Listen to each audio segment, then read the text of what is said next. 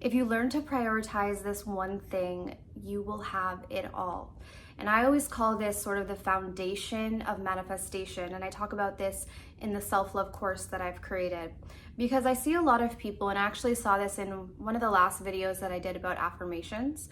There's always this sort of split between people who are for affirmations and for people who are against affirmations, and even just manifestation techniques in general, whether it be visualization, hypnosis. There's a lot of people that don't necessarily believe in the power of these techniques.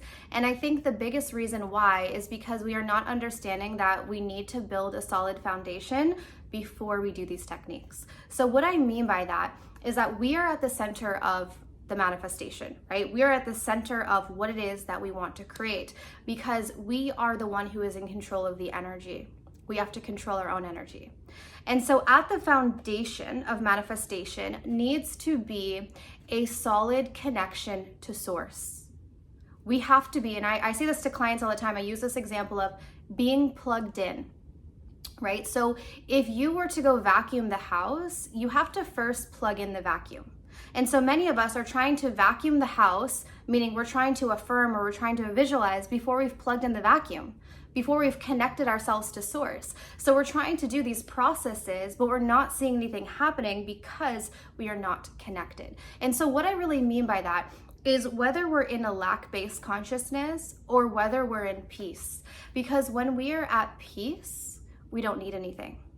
And this is sort of a confusing thing, because you say to yourself, well, if I don't need anything, why would I want to manifest? And we have to distinguish the difference between want and need. It's different to want versus need. If I'm needing something, there's a desperation. If I'm wanting something, it's a desire, right? Can desire turn into something negative? Absolutely, but desire on its own isn't negative. It's when desire turns into something else. So we have to be aware of what is our state of consciousness. And the thing that we should be aiming for is internal peace, because when we are at peace, there is this feeling of wholeness. There is this feeling of oneness. There is this feeling of completion. And sure, I recognize that maybe the personality wants something, but the true essence of who I am, right, my soul, needs nothing. So when we are in that place of peace, right, so to our physical being, we can understand it as peace.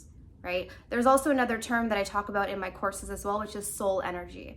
And soul energy is that place of oneness. So when we tap into that, that's the foundation of creation. So anything that you do from that standpoint, anything that you do from that state of consciousness, whether you do affirmation, whether you do visualization, is going to draw something in. And the main reason why this is because when we don't need it, it shows up. So the key is, how do we get to that place of not needing something? And the journey to that is through internal peace.